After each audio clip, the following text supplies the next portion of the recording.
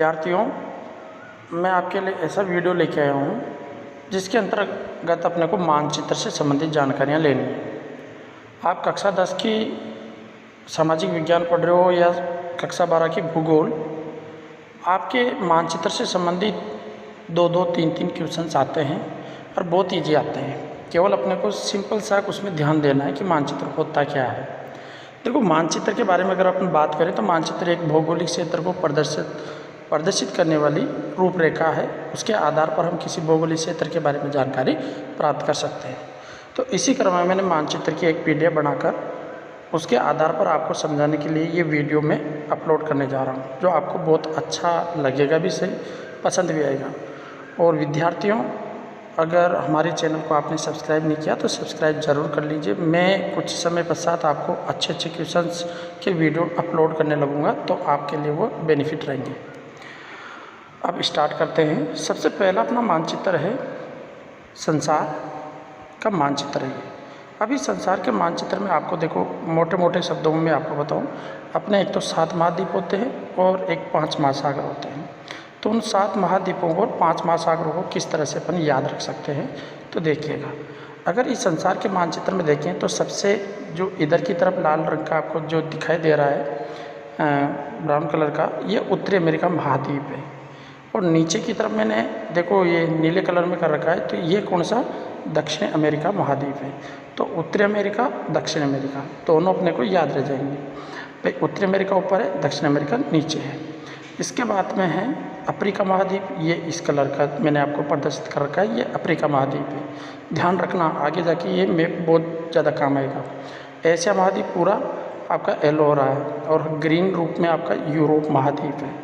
और ऑस्ट्रेलिया आपका ये नीचे की तरफ है। तो देखिएगा कितने महाद्वीप हो गए, 1, 2, 3, 4, 5 और 6। अब एक महाद्वीप और बचा हुआ है, वो है आपके पास में ये नीचे जो अपने पास में है ये वाला। तो कितने महाद्वीप हो गए, 7 महाद्वीप। तो विश्व के नक्शे में 7 महाद्वीप होते हैं, ठीक है। और इसके अलावा 5 महासागर हैं। अब 5 महासागर कौन कौन से हैं? ये वाला जो महासागर है, देखिए अब आप यहाँ से देखना, इसको समझना। ये वाला जो महासागर है, ये हमारे पास में कौन सा महासागर है, प्रशांत महासागर। कौन सा महासागर होगा ये, प्रशांत, ये वाला। पर प्रशांत का कुछ भाग इधर भी है। कहने का मतलब पृथ्वी क्या है, गोल है। तो गोल होने के कारण से ये दोनों तरफ से प्रशांत महासागर का हिस्सा है। ऊपर वाला उत्तरी प्रशांत और नीचे वाला दक्षिणी प्रशांत के नाम से जाना जाएगा। ये अंग्रेजी के S आकार का जो बीच में है, ये आपके पास में अटलांटिक महासागर है। और ये अंग्रेजी के O के समान अपने को दिखाई दे रहा है, ये हिंद महासागर है। तो देखो कितने महासागर हो गए, 1, 2, 3 महासागर तो अपन ने पढ़ लिए हैं। एक चौथा महासागर है आर्कटिक महासागर, जो ऊपर ही ऊपर है, ठीक है। ये चौथा महासागर है। अब समस्या ये हो गई कि 5वां महासागर है कहाँ यहाँ। तो जो ये 7वां महाद्वीप था ना, इसको महासागर की श्रेणी में भी माना जाता है, क्योंकि यहाँ पे बर्फ़ जमी हुई है। तो ये एक अपवाद स्वरूप स्थिति है। वैसे मूल रूप से 4 ही महासागर है, परंतु जब अपन पाठ्य पुस्तक के अंदर पढ़ते हैं तो 5 महासागर, तो वो इसको भी महासागर में, महाद्वीप दोनों में कन्वर्ट करते हैं। तो ये बात आपको समझ में आई होगी। अब यहाँ तक का आपके क्लियर है, तो इनको आप दोबारा देखिएगा ध्यान से, ठीक है। अब आगे समझिएगा विद्यार्थियों कि आपके पास में ये दूसरा वापस मैं संसार का मानचित्र लेके आया हूँ। अब इस संसार के मानचित्र में आप समझना, मैंने कुछ भी नहीं रखा है, इसमें राजनीतिक परिदृश्य देने का प्रयास किया है। अब राजनीतिक परिदृश्य का मतलब, अगर विश्व का सबसे बड़ा आपसे द्वीप पूछा जाता है तो द्वीप है ये वाला, ग्रीनलैंड, जिसको क्या कहते हैं, ग्रीनलैंड कहते हैं। और दूसरा बड़ा द्वीप है जो यहाँ पे है, ये न्यू गियाना, मेडागास्कर, यहाँ पे, ठीक है। और इसको राजनीतिक परिदृश्य देने के लिए, कहने का मतलब इसमें राजनीतिक रूप से जैसे देश है, उन देशों के बारे में, इनके बारे में छोटे छोटे बताए गए हैं। अधिकतर अपने से एक तो सबसे ये अलास्का है, यहाँ पे, यहाँ कनाडा है, यहाँ उत्तरी अमेरिका है, और नीचे अपने पास में इसको बड़ा कर देते हैं जिससे आपको ये क्लियर दिख जाए।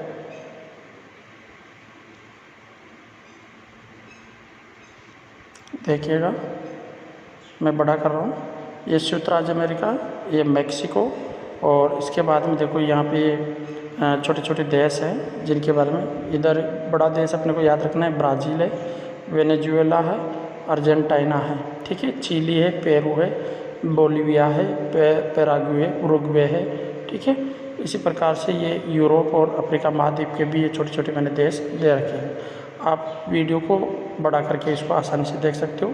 ये अपना भारत आ गया, Kazakhstan, Uzbekistan, Pakistan, Afghanistan, Turkmenistan, ये सारे जो छोटे छोटे देश हैं वो है। ये इधर ऊपर चीन है, मंगोलिया है, ऊपर रूस है, ये ऑस्ट्रेलिया है, और इधर ये जापान, दक्षिण कोरिया, उत्तरी कोरिया ये है, नीचे ऑस्ट्रेलिया है, और मलेशिया, इंडोनेशिया, ये सारे इसमें मैंने राजनीतिक रूप में इसको देने का प्रयास किया है। अब आप आगे देखिएगा, आगे ये मैंने अपने भारत का मानचित्र लिया है, और इस भारत के मानचित्र में आप देखिए, इसमें मैंने राजनीतिक और राज्य और केंद्र शासित प्रदेशों के नाम इसमें अंकित किए गए हैं। तो वैसे अगर बात की जाए तो अपने भारत के अंतर्गत वर्तमान में जो राज्यों की संख्या है वो आपको पता है कितनी है, 28 राज्य के समथिंग है, और केंद्र शासित प्रदेश 9 हैं। अब ये 9 केंद्र शासित प्रदेश, एक ये जम्मू कश्मीर है, ये वर्तमान में केंद्र शासित प्रदेश के रूप में है, ये ध्यान रखना है आपको महत्वपूर्ण, ठीक है। और तो बाकी ये इधर राजस्थान है, देखो यहाँ राजस्थान के ऊपर पंजाब है, और दिल्ली यहाँ पे है बीच में सेंटर में, राजस्थान से थोड़ी सी ऊपर की तरफ हरियाणा, उत्तराखंड, और इधर ये उत्तर प्रदेश वाला हिस्सा है, ये मध्य प्रदेश है, ये महाराष्ट्र है, ये गुजरात है, कर्नाटक, तेलंगाना, आंध्र प्रदेश, तमिलनाडु, उड़ीसा, छत्तीसगढ़, झारखंड, बिहार, ठीक है। और इधर ये 7 अपने छोटे छोटे राज्य हैं, ठीक है। तो इस प्रकार से मैंने केवल इनको एक राज्य और केंद्र शासित प्रदेशों के रूप में समाहित किया है। तो ये दिल्ली केंद्र शासित प्रदेश के रूप में, जम्मू कश्मीर भी केंद्र शासित प्रदेश है 2, एक केंद्र शासित प्रदेश आपके इधर अंडमान निकोबार द्वीप समूह है, और एक तरफ लक्षद्वीप है, ठीक है। तो ये भी अपने, ये लक्षद्वीप वाला है, ये अंडमान निकोबार द्वीप समूह है, तो इधर की ये हो गए। इसके बाद में चंडीगढ़ है, और इस प्रकार से अपने पास में एक इधर माही है। तो इस प्रकार से कुल मिलाकर 9 केंद्र शासित प्रदेश है।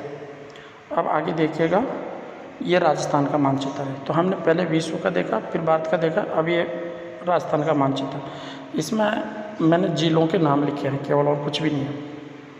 तो जो ज़िले हैं, ज़िले वाले मानचित्र है ये, जिसमें अपने राजस्थान के 33 ज़िले हैं, उन 33 ज़िलों के बारे में इसमें बताया गया है।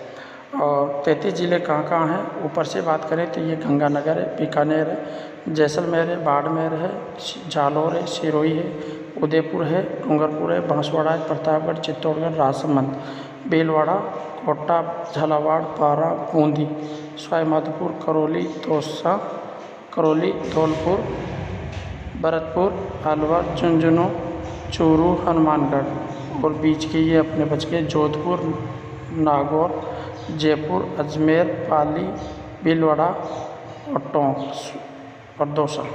तो ये टोटल हमारे पास में राजस्थान के अंदर 33 ज़िले हैं। इन 33 ज़िलों को आप ध्यान से देखने का प्रयास करना, ठीक है। अब आगे देखते हैं विद्यार्थियों, ये अब यहाँ से अपने इम्पोर्टेंट मानचित्र स्टार्ट होते हैं। वो तो केवल ये थे कि एक भौगोलिक परिदृश्य के आधार पर, ठीक है। तो पहला मानचित्र है अपना, जो समझिएगा, भारत के अंतर्गत भील जनजाति और गौड़ जनजाति कहाँ कहाँ निवास करती है। तो भारत के अंतर्गत जो भील जनजाति है वो तो इस क्षेत्र में निवास करती है, भील, ठीक है ना। और इस क्षेत्र वाले भाग में कौन सी जनजाति निवास करती है, गौड़ जनजाति निवास करती है। तो ध्यान रखना, अपने पाठ्य पुस्तक के अंतर्गत, ज्योग्राफी के अंतर्गत ये दोनों जनजातियाँ दी गई है, ठीक है। अब आगे देखो, ये भी एक अपने पाठ्य पुस्तक का एक बहुत अच्छा मैप मैंने लिया है, और इसके अंतर्गत आपको ये ध्यान देना है कि एक्सिमो जनजाति कहाँ निवास करती है। तो एक्सिमो जनजाति निवास करती है इस वाले क्षेत्र में, क्योंकि अपनी पाठ्य पुस्तक में एक्सिमो जनजाति के बारे में ज़्यादा विस्तार से मिलता है, और एक्सिमो जनजाति के बारे में बताया भी गया है। तो आपको ये ध्यान रखना, एक्सिमो जनजाति अगर मानचित्र विश्व में भरना हो तो यहाँ पे भरे। ये ऊपर की तरफ ग्रीनलैंड आ जाता है, और ये उत्तरी ध्रुव महासागर है, ये अलास्का है, और नीचे संयुक्त राज्य अमेरिका है, ये बीच में कनाडा है, ठीक है। अब आगे देखो, ये देखो अपनी पाठ्य पुस्तक में बुशमैन जनजाति के बारे में भी चर्चा होती है। तो बुशमैन जनजाति कहाँ निवास करती है, कालाहारी मरुस्थल के अंतर्गत निवास करती है। इसके बाद में देखिएगा, इस मानचित्र के अंतर्गत मैंने जनसंख्या के बारे में आपको दर्शाया गया है। जो सबसे ज़्यादा सघन जनसंख्या है वो तो बिल्कुल ब्लैक ब्लैक वाले जो स्थान दिख रहे हैं आपको, ये ब्लैक ब्लैक वाले स्थान ये सघन जनसंख्या को प्रदर्शित करते हैं। और जो खड़ी लाइनें हैं, खड़ी लाइनें वाले जो भाग अपने को दिखाई दे रहे हैं जिसमें थोड़ा बहुत गहरा काला है, वह अपने को सामान्य जनसंख्या के बारे में प्रदर्शित करते हैं। जैसे ये वाला भाग है इधर भारत में है, ठीक है ना, इधर चीन में है, तो ये वाले भाग इसको करेंगे। और विरल जनसंख्या के लिए दूर दूर सफ़ेद सफ़ेद लाइनें जो आपको दिख रही है, ये विरल जनसंख्या को प्रदर्शित करने वाले भाग है ये, ठीक है, ये वाला, ये अफ्रीका में भी है। और इसके बाद में है अति न्यून जनसंख्या, जो बिल्कुल ही खाली दिखाई दे रहे हैं आपको मानचित्र में, जैसे यहाँ पे है, यहाँ पे है, ये वाला हिस्सा है ना, तो ये सब क्या है अपने पास में अति न्यून जनसंख्या वाले क्षेत्र हैं। अब इसके बाद में देखो, ये विश्व के मानचित्र के अंतर्गत आपको जनघनत्व के बारे में बताया गया है, जहाँ पे जनघनत्व सबसे ज़्यादा जो काले स्थान हैं, इन काले स्थानों का जनघनत्व सर्वाधिक है और इनका जनघनत्व 250 से भी अधिक पर वर्ग किलोमीटर है। तो ये अपने को ध्यान रखना है। और मानचित्र में जो डॉट है और जो हल्की है उनमें सब में जनघनत्व कम है। तो अपने भारत का सर्वाधिक जनघनत्व आता है, देखो इसके अलावा यूरोप में है सर्वाधिक, इधर भी है थोड़ा सा ना, और इधर भी, तो ये आपको ध्यान रखना है। अब आगे देखिएगा, ये भी अपनी पाठ्य पुस्तक का मानचित्र है पर इतना ज़्यादा इम्पोर्टेंट नहीं है। इसमें अपने को ये देखना है कि यूरोप से प्रवास, जो प्रवास होते हैं ना, जर्मनी से प्रवास, यूरोप से, भारत से, जापान से, चीन से, अफ्रीका से, तो इनके प्रवासों के मार्ग बताए हैं।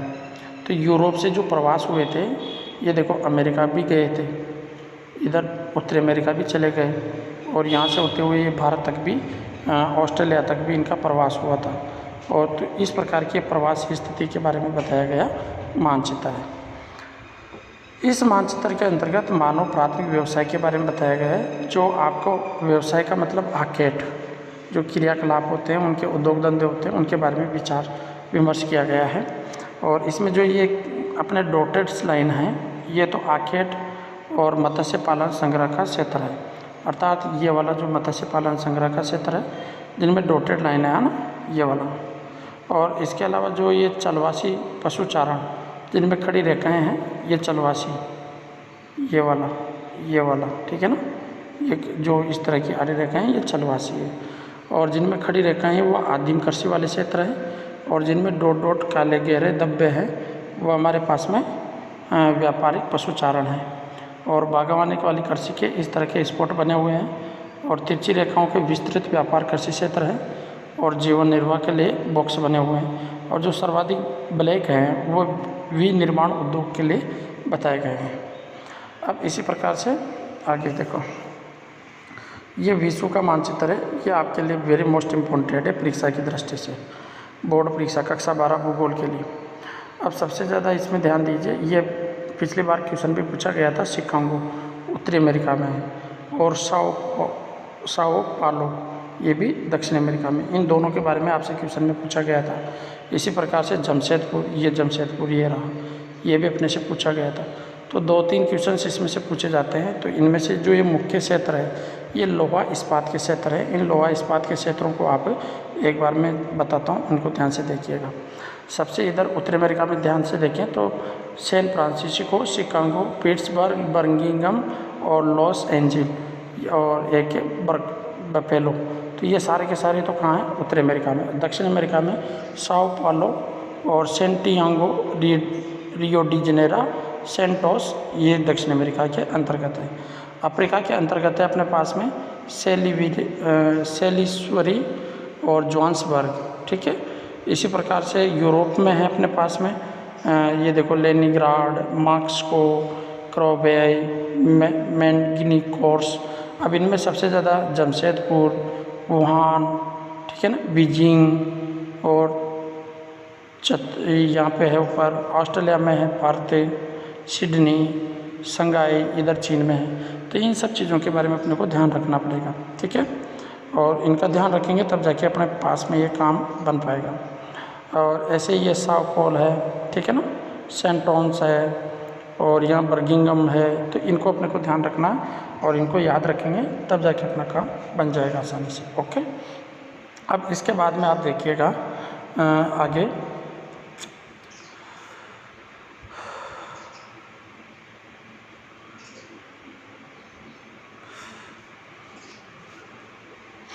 देखो, ये रूस का है ट्रांस साइबेरियन रेल मार्गों के बारे में।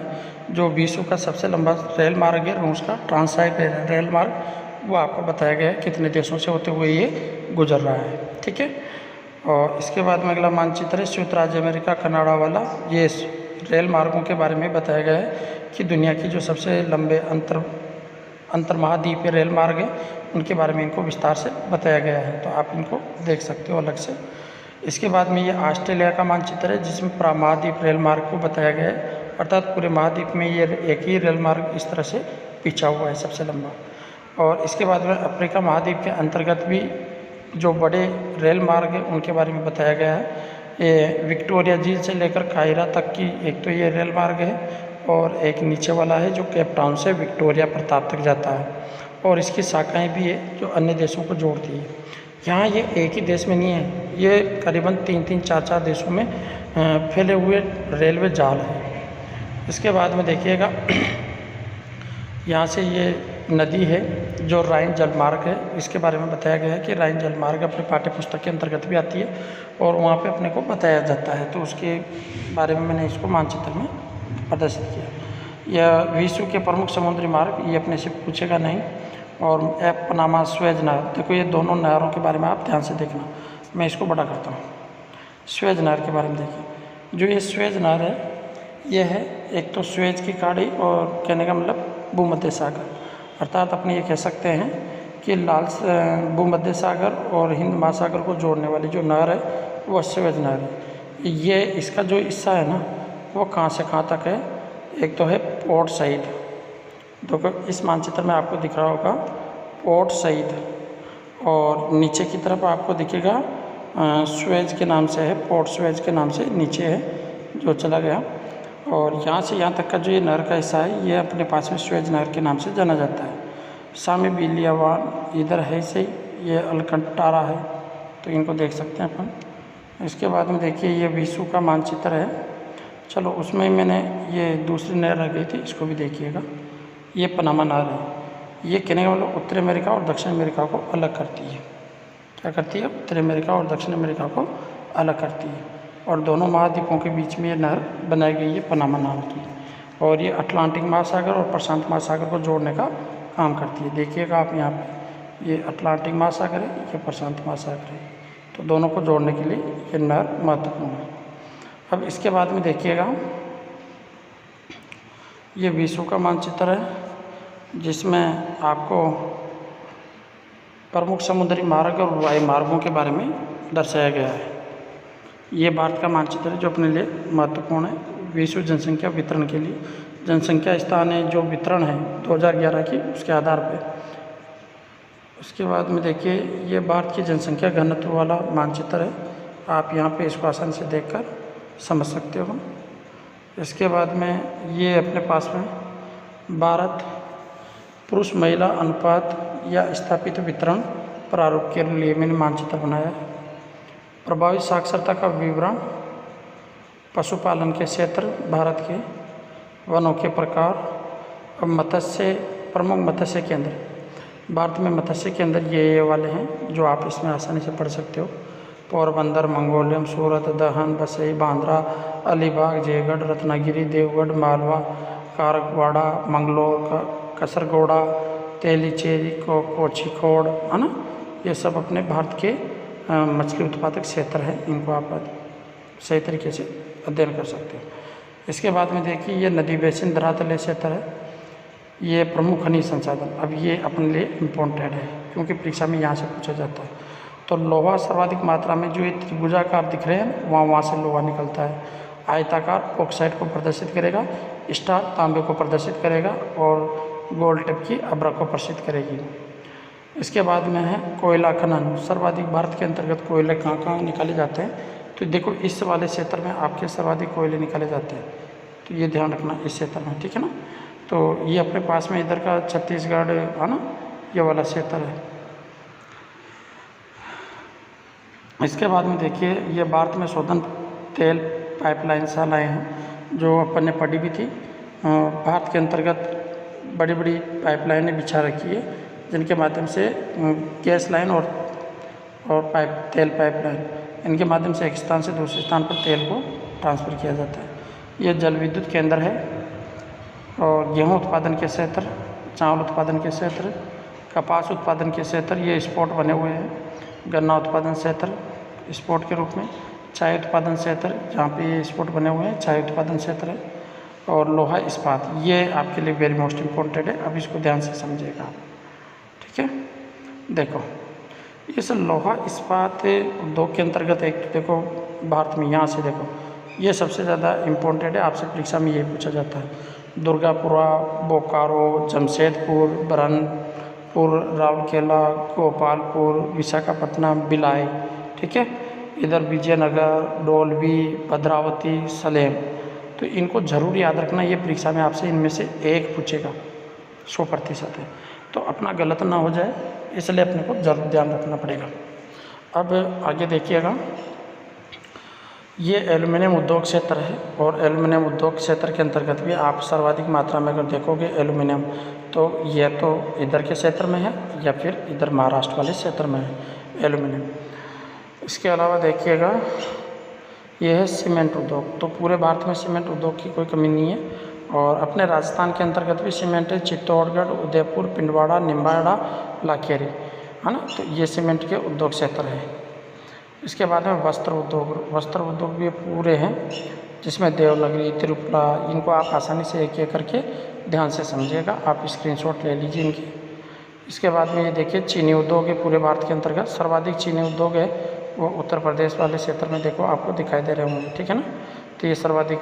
और इसके अलावा महाराष्ट्र वाले क्षेत्र में आपको चीनी उद्योग सर्वाधिक दिखाई दे रहे हैं। आगे देखिएगा, ये राष्ट्रीय राजमार्गों के जो स्वर्णिम चतुर्भुज राष्ट्रीय राजमार्ग के बारे में अपन ने अध्ययन किया था उधर नोट्स के अंतर्गत भी, तो ये है स्वर्णिम चतुर्भुज। ये भारत का सबसे लंबा राष्ट्रीय राजमार्ग है जो जम्मू कश्मीर से लेकर कन्याकुमारी तक है। और ये स्वर्णिम चतुर्भुज अपना राष्ट्रीय राजमार्ग है जो 4 महानगरों को जोड़ता है। इसके अलावा देखिएगा ये प्रमुख रेल मार्ग है भारत के अंतर्गत, ये महाराष्ट्र और रत्नागिरी, पुणे, ये अपने को कोंकण रेलवे मार्ग को बताता है, कोंकण तट पे। ये हवाई अड्डे हैं भारत के अंतर्गत इतने। अंतर्राष्ट्रीय जलमार्ग की ये यहाँ से यहाँ तक का ये जलमार्ग है, अंतर्राज्य, एक राज्य से दूसरे राज्य में जाने के लिए न जहाज़ों के माध्यम से। समुद्री पतन, ये गैस पाइपलाइन जो भारत की है और ये अपने पाठ्य पुस्तक के अंतर्गत भी है। कहाँ से कहाँ तक, हजारा, विजयनगर, जगदीशपुर से, है ना। तो ये पाइपलाइन है यहाँ से लेकर अंकलेश्वर से लेकर बरावल तक। तो ये देखो अब इसके सब स्टेशन भी है, एक सब स्टेशन इधर की तरफ है, एक सब स्टेशन इधर की तरफ जा रहा है। तो ये सब स्टेशन भी है। आगे देखो, ये इंदिरा गांधी नहर परियोजना है जो राजस्थान के अंतर्गत है, उसकी पूरी शाखाओं के बारे में बताया गया है। तो सारी शाखाओं के नाम है। चंबल परियोजना है कोटा राजस्थान की, जो ये चंबल नदी आपने देखी होगी अपने राजस्थान में, जो चित्तौड़गढ़ है ना मध्य प्रदेश से आ रही है, उस नदी के बारे में चंबल परियोजना। खनिज वितरण, ये राजस्थान के खनिज वितरण है जिनमें यहाँ पे मैंने बॉक्स बना रखे हैं, तांबा, संगमरमर, टंगस्टन, जस्ता, सीसा, जिप्सम, चांदी, है ना। तो राजस्थान के अंदर ये खनिज तेल जो राजस्थान के अंतर्गत निकलते हैं, खनिज तेल वाला क्षेत्र ये है। अब आपसे पूछा जाए कि राजस्थान में खनिज तेल कहाँ निकलता है, अब आप इसमें मूल स्थान तो नंबर के आगे इधर पर हो तो फिर आपको नंबर थोड़ी देगा, गलत हो जाएगा ना। तो खनिज तेल इस क्षेत्र में निकलता है, तो ये भी अपने को ध्यान रखना है। इसके बाद में जनसंख्या घनत्व, लिंगानुपात 2011 का, साक्षरता राजस्थान की, ये अपने विश्व के अंतर्गत। अब ये अपनी पाठ्य पुस्तक के जो महत्वपूर्ण क्वेश्चन है उनके मानचित्र है। देखो यहाँ से एक्सिमो निवास क्षेत्र, बुशमैन निवास क्षेत्र। तो एक्सिमो निवास क्षेत्र तो अपने पास में है यहाँ पे, और बुशमैन वाले हैं जो ये और ये 2 जगह है। बुशमैन वाले कहाँ पे है, एक तो यहाँ पे है, एक यहाँ पे है। और एक्सिमो कहाँ पे है, यहाँ एक्सिमो और यहाँ पर भी एक्सिमो जनजाति। इसी प्रकार से देखो एशियाई जनसमूह ये वाला क्षेत्र है। यूरोपीय जनसमूह ये वाला क्षेत्र है। अमेरिकी जनसमूह का ये क्षेत्र है। अफ्रीकन जनसमूह का ये क्षेत्र है। तो चारों के बारे में अपन ने इसमें देखा। इसके बाद में देखिए, ये है अपने पास में मानचित्र के अंतर्गत अपने को विश्व की आवासीय क्षेत्रों को दर्शाए। तो ये आवासीय क्षेत्र है, ठीक है। और ये अपने पास में प्रवास की विभिन्न धारा है। तो अपन ने भी ऊपर देखा था मानचित्र में कि व्यक्ति यहाँ से उत्तरी अमेरिका भी गए, यहाँ से कनाडा भी गए, यहाँ से दक्षिण अमेरिका भी गए, यहाँ से इधर ऑस्ट्रेलिया भी गए, यहाँ से इधर भारत की तरफ भी आए। तो ये प्रवासी स्थिति को बताता है। और देखिए आगे, ये है आदिम कृषि क्षेत्र, बागायती कृषि क्षेत्र, आखेट और चलवासी पशुचारण।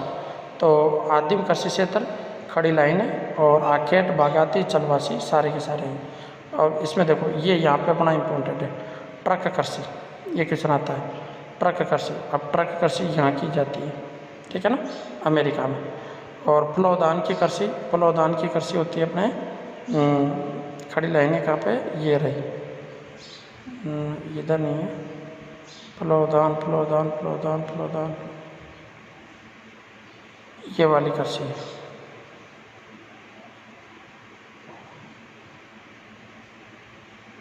फलोदान इसमें बनाया नहीं है। और निर्वहन कृषि, ये निर्वहन कृषि है, ठीक है ना, यह सब निर्वहन कृषि का क्षेत्र है।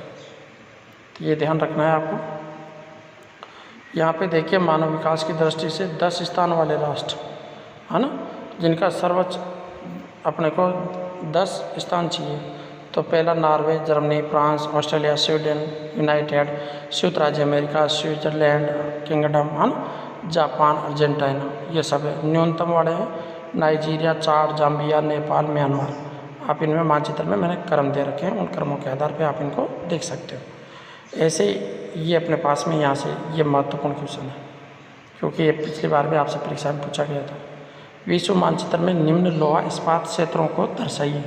तो पिट्सबर्ग यहाँ है, बर्मिंघम यहाँ पे है, जोहान्सबर्ग यहाँ है, मैनटोस यहाँ है, जमशेदपुर यहाँ है, ओसाको यहाँ है, सिडनी यहाँ है, ठीक है। अब इधर देखिए, ट्रांस साइबेरियन रेल मार्ग और कनाडियन, तो इनके बारे में भी अपन ध्यान से समझ सकते हैं।